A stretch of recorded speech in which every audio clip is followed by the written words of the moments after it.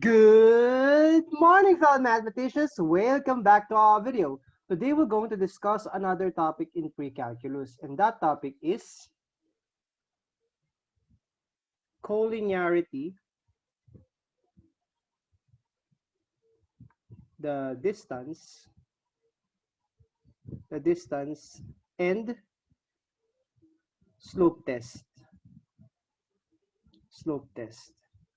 Previously, in the last video, we have discussed the notion of what is the meaning of collinearity, diba?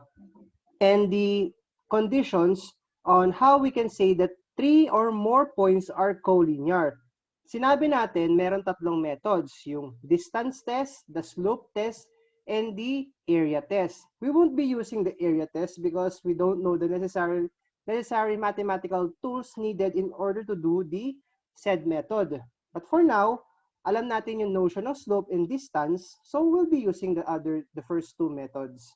Now, let's get started. Using the distance test, so, decision. Binigyan tayo ng idea na gagamitin natin is the distance test.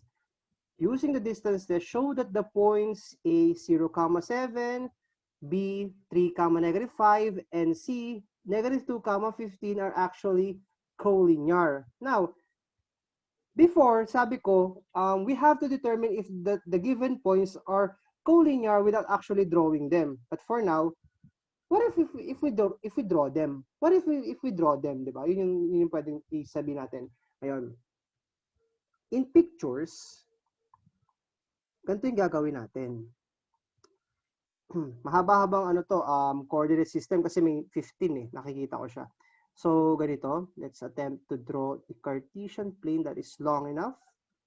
And, let's say, mukhang kukulangin ito.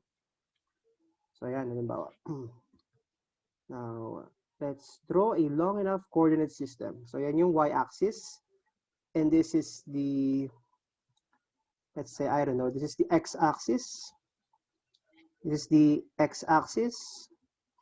And this is the y-axis. Ngayon, ang gagawin natin, let's change the color. Change the color to black. Una, 0,7. So, bibilang tayo ng 1, 2, 3. Ulit. 1, 2, 3, 4, 5, 6, 7, 8, 9, 10, 11, 12, 13, 14, 15. This is 15. Kaya bibilang tayo ng 7. 1, 2, 3, 4, 5, 6, 7. So, ito yung unang point. This is A, which is 0,7. Ngayon, ang susunod natin, this is 7, actually. So, ngayon yung 15. Huwag natin dito ilagay. Ilagay natin dito. Ngayon, susunod. Negative, let's say yung B naman. 3, -5. So, 1, 2, 3. This is -5. 1, 2, 3, 4, 5. This is -5.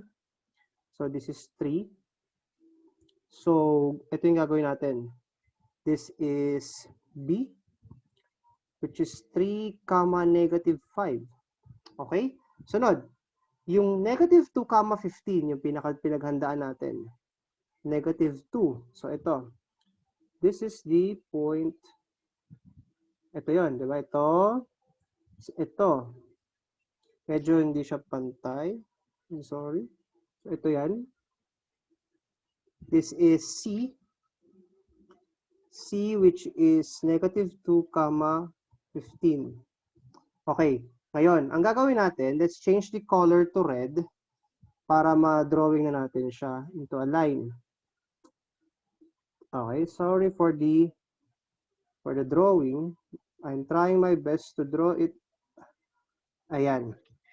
So, una pala sa lahat, nakikita natin based on the picture, based on this picture, collinear siya. Collinear siya paano?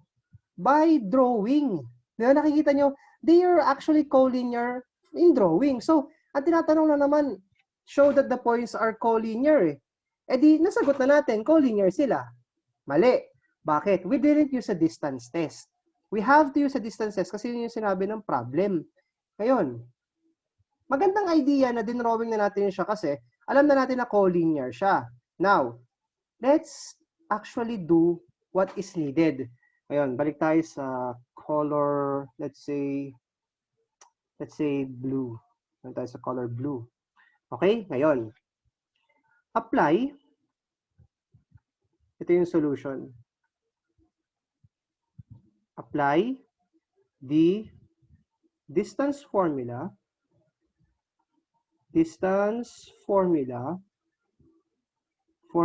in R2. R2, we obtain the following. Kailangan isulat muna natin yung mga points. Ano ba yung given natin? A, 0,7, B, 3, negative 5, and C, which is negative 2, 15. Ngayon, kailangan natin kunin yung mga distances. Paano? Ano mga kailangan natin kunin? Let's say, palitan natin ng color red. Yung distance ng, ito. Una natin kailangan kunin is yung AB. Ito yung una natin kailangan kunin. Diba? This is AB.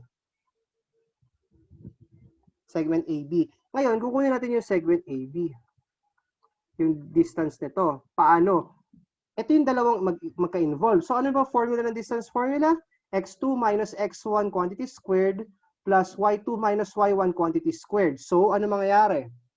Ano mangyayari, guys? So, this is 3 minus 0 quantity squared plus negative 5 minus 7 quantity squared. Okay, ngayon, ano mangyayari?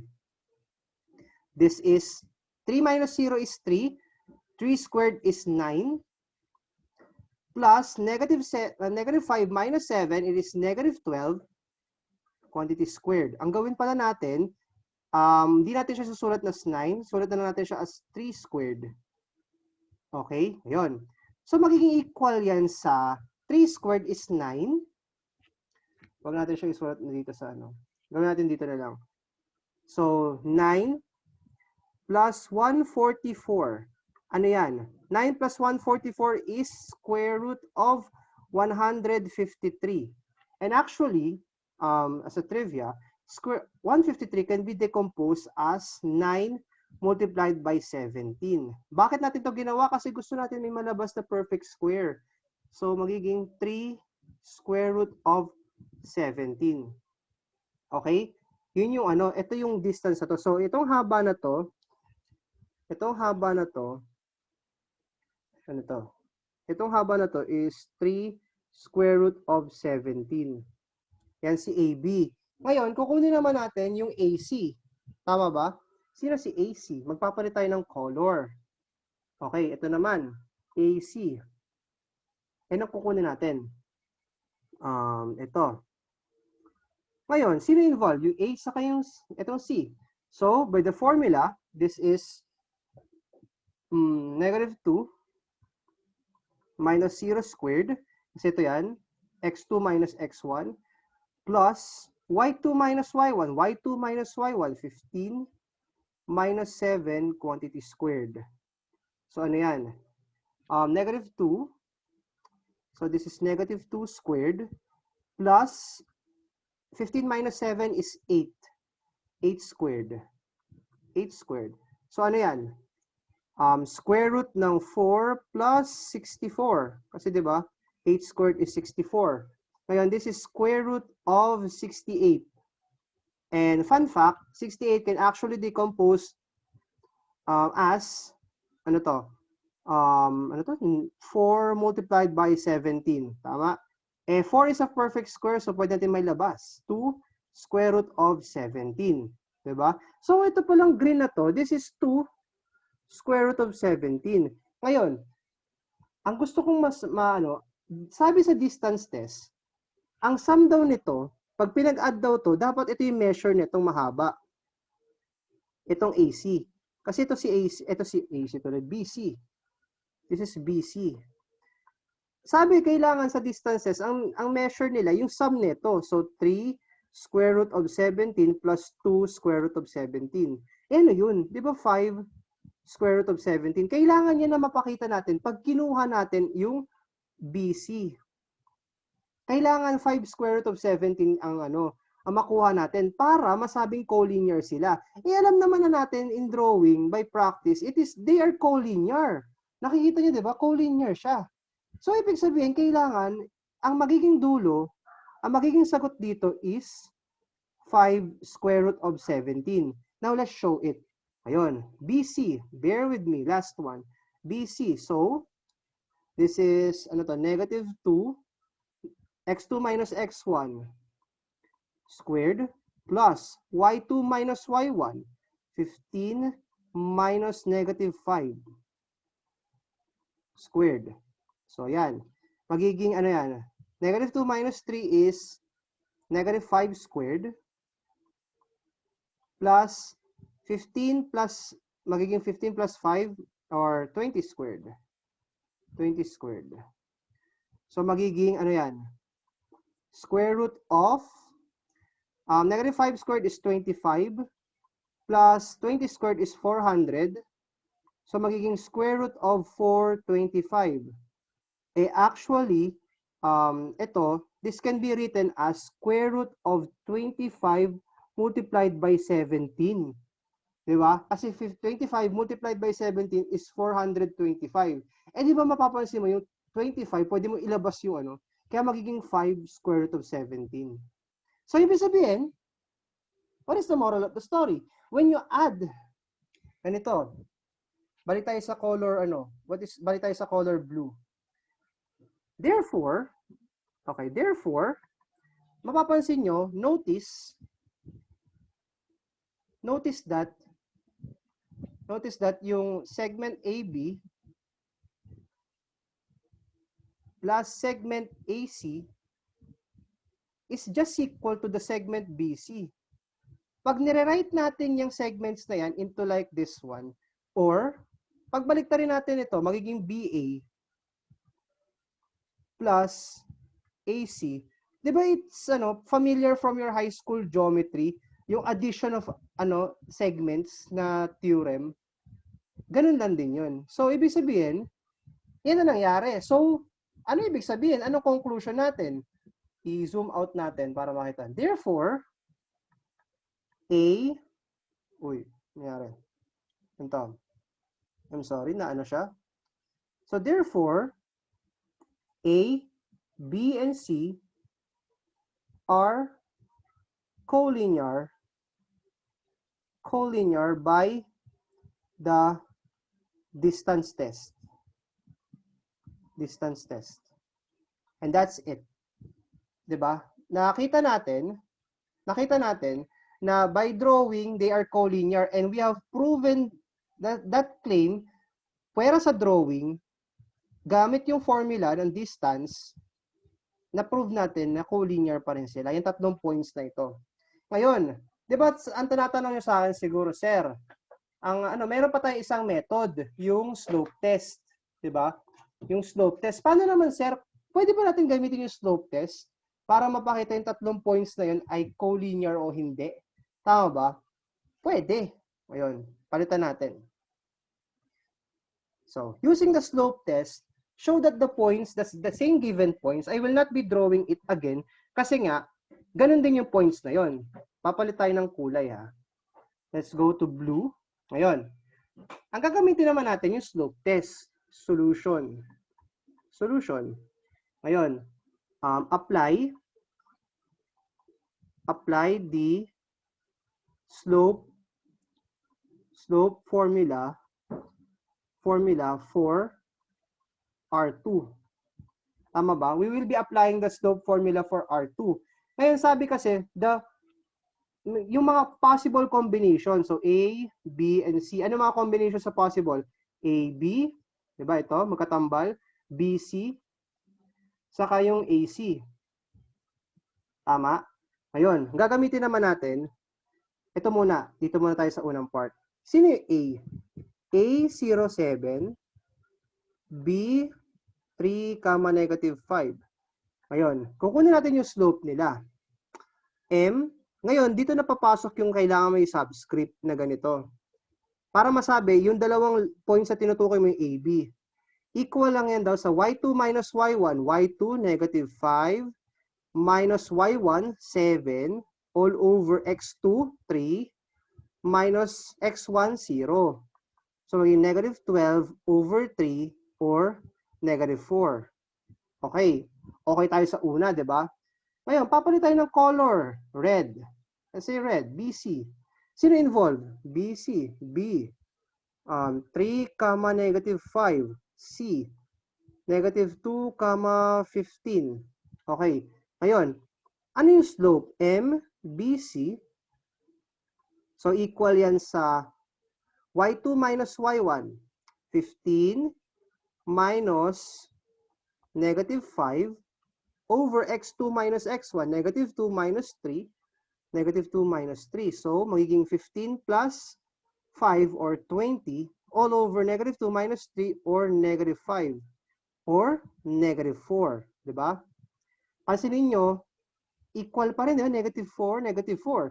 Dapat, sa last combination natin, para masabing collinear yung tatlong to, yung AC, kailangan negative 4 pa rin ang slope mo.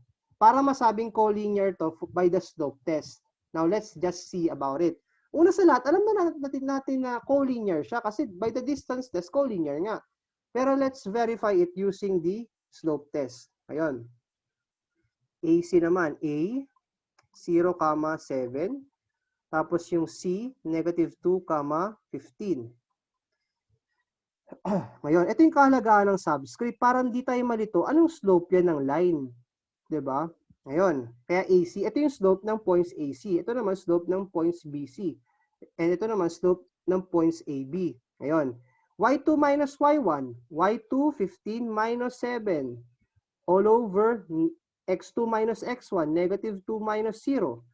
15 minus 7 is 8. All over negative 2 minus 0. Negative 2. Alas, this is negative 4. Ano napapansin nyo? They are all equal. Diba? Pare-pareho sila. And palit tayo ng kulay. Notice that yung slope ng AB, yung slope ng BC, saka yung slope ng AC ay equal. Diba? Pansinin nyo, they are all equal, which is equal to negative 4. Tama? Now, N, ito yung pinakamahalagang word, N are the only possible pairs. Possible pairs.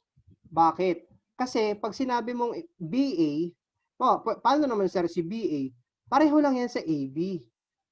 Yan lang yung possible pairs na mabubuo mo. Therefore, if they are all the possible pairs and pare-pareho yung slope nila, ano yung makukuha mo? Therefore,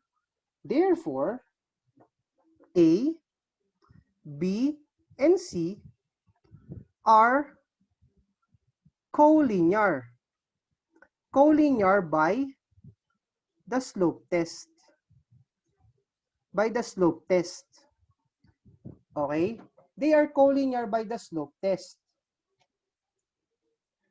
I hope you learned something today. I hope that you have appreciated how we have applied the slope test and the distance test. In the next video, we will be discussing another concept in mathematics. Until then, mathematicians, I apologize for the background. He didn't know that I was recording, and I hope this does not violate YouTube standards. Until then, mathematicians, good night and thank you.